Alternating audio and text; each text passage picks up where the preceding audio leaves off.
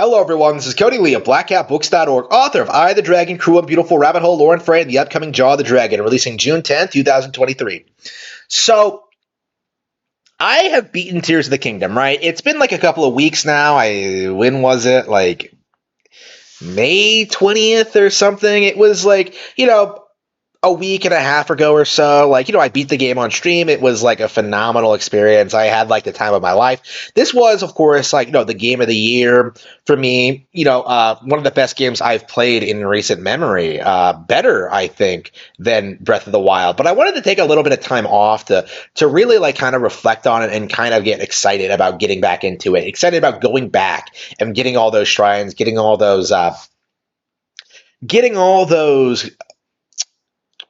secrets, doing all those side quests, going on all those side adventures, like fighting everything the game has to offer. Because I think it's safe to say this game is probably over 150 hours long.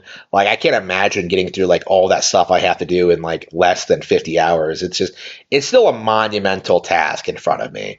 There's still a lot going on, and this is before DLC. This game is positively massive, right? And obviously, I don't want to do a review yet because I'm still actively wanting to play the game and going through everything, and I really want to do a proper comparison between Breath of the Wild and kind of talk about which one I prefer. I think it is Tears of the Kingdom. There is a lot of things to talk about for Tears of the Kingdom. So much so that I found myself kind of regretting that I haven't taken the time to sit and just talk.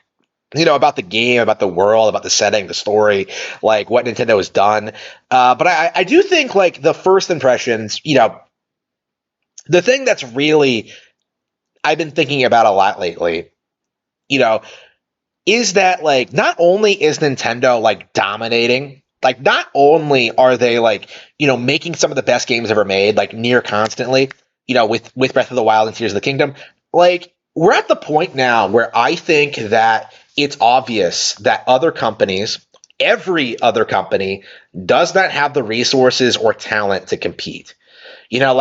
Everyone else, no one is going to do what Tears of the Kingdom did with this. Not Grand Theft Auto. You're not going to be able to go into a garage and build a car from scratch and then take it on the streets and then run rampant with it. Not Red Dead Redemption, not Skyrim. You're not going to be able to build bridges with telekinesis or whatever in Skyrim 2. You're not going to be flying through the sky in Witcher 4.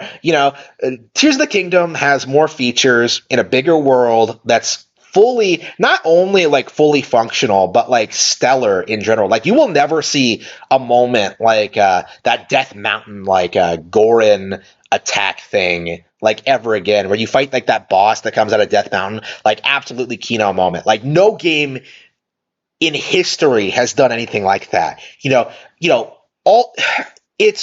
game does so much flawlessly, right? I don't think enough people really give it credit for. Not only is this game incredibly ambitious with its physics engine, with its vehicle building, with its world design, with its enemy AI, with its general structure, with its quest lines, with everything that just blends together.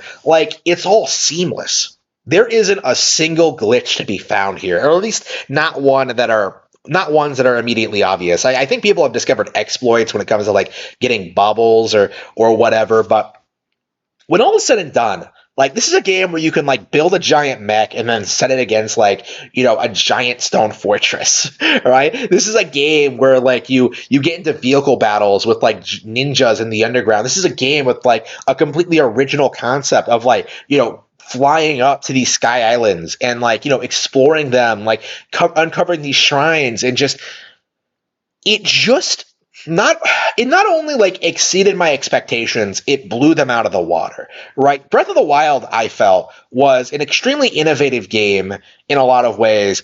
And I see a lot of people saying that Tears of the Kingdom fixed all the problems with Breath of the Wild. There were no problems with Breath of the Wild, right? I think a lot of people don't understand this, is that Breath of the Wild was revolutionary, right? It was a flawless masterpiece in and of itself, right? A true 10 out of 10 game, one of the best ever made. And Tears of the Kingdom improved on it. Nintendo is straight up raising the bar with these nonstop true 10 out of 10s, right?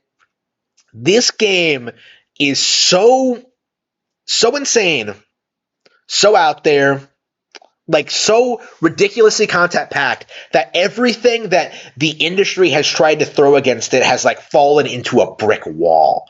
Like I'll be talking about some of these narratives like in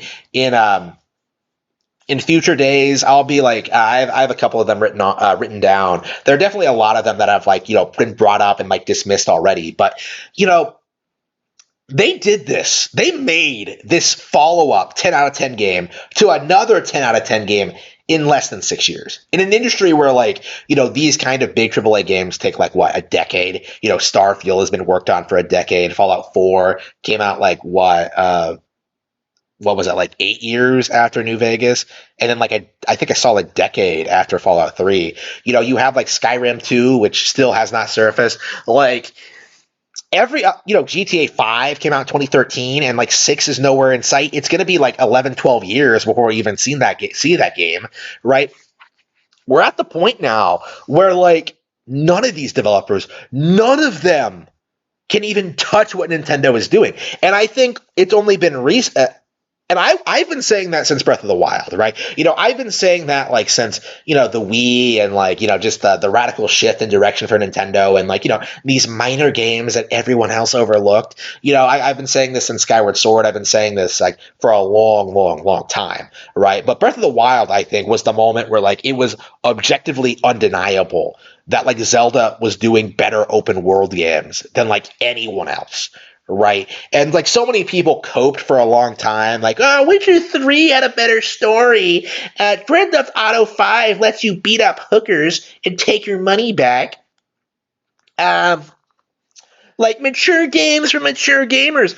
Like Cyberpunk 2077 is going to stop it.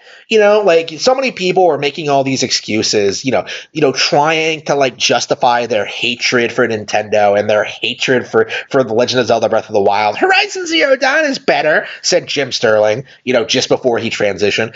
Like, so many people threw everything they had at Breath of the Wild to try and ruin this for Nintendo and for the fans. And Tears of the Kingdom comes out and just, kind of proves, like, real talk that all of these people were completely full of crap. It's not just nostalgia, right? We're not just fans of Zelda because we grew up playing it. We're not fans of Nintendo because it's the only console we own. Like, we like these games because they're simply better than what other people are putting out. Right? There is no denying it at this point, right? What exactly do you have that can match what Tears of the Kingdom is doing? Like, I'm seeing so many people right now try to say it's like, oh, Nintendo paid to have like the Havoc physics engine like removed from the logo, removed from the final release or something, but that's obviously not true at all, right? Like so many people are coping, right, and seething right now in regards to this situation. Like, not enough people realize that, like, wow, Nintendo has won. There's just no possible catching up at this point. No matter how powerful your PC is, it can't play a game that doesn't exist. Like there are no games better than the recent Zelda games, right? Like there's nothing like them. And right now, you just have like a handful of like corrupt game journalists doing everything in their power to downplay this game, but it's not going to stick. Like, Adam Sessler, right, is a good example of this. Like, 10 years ago, this guy, well, people like him were, like, railing on the Zelda formula. Oh, every game is just like Ocarina of Time. And then, like, they reinvent it for Breath of the Wild, and what do? Oh, this isn't Zelda. Like, you can't do that, like, again, this is another issue that like the Pretendos are having, is that like they're becoming very self-contradictory, right? They're like, ranting and raving at Nintendo no matter what they do, and more people are starting to see through it. More and more people are starting to realize that like, if this was a game from like any other developer, this would be like praised as like revolutionary, as one of the best games ever made. This would be seen as the gold standard for the industry. It would be seen as like an innovative masterpiece. Everybody would be copying it. It would be like seen as like a big deal. But because it's Nintendo, there's all this like weird backlash and like hatred and contempt and excuses made. Trying to like claim that like Miyamoto steals people's ideas. Like there's just all this weird weird nonsense going around in regard to this release. And it really needs to stop. I think more fans really need to like speak up about this. Is that The Witcher is a joke. You know, Skyrim was a fucking joke. Dark Souls was a joke. Elden Ring might as well not even exist. Like, who the cares about Elden Ring in 2023? You know, like all of these games. You know, these fantasy games that like ripped off Zelda. You know, in some way, shape, or form. Like, none of them can compete. You know, Zelda has not only a longer history with like dozens of great games that are better than anything that these imitators, these copycats have put out. Like, it's still going strong to this day. You know, 3 years from now, the series will hit its 40th anniversary, right? And the original Legend of Zelda is just as good now as it was then. And we're still getting new games. Like, will we get our new Zelda game by the 40th anniversary? Like, who knows, right? Who knows? Who knows? But we're getting there. Like, absolutely, we're getting there. We're seeing more and more of these games just hit major milestones. We're seeing, you know, Tears of the Kingdom is a massive hit.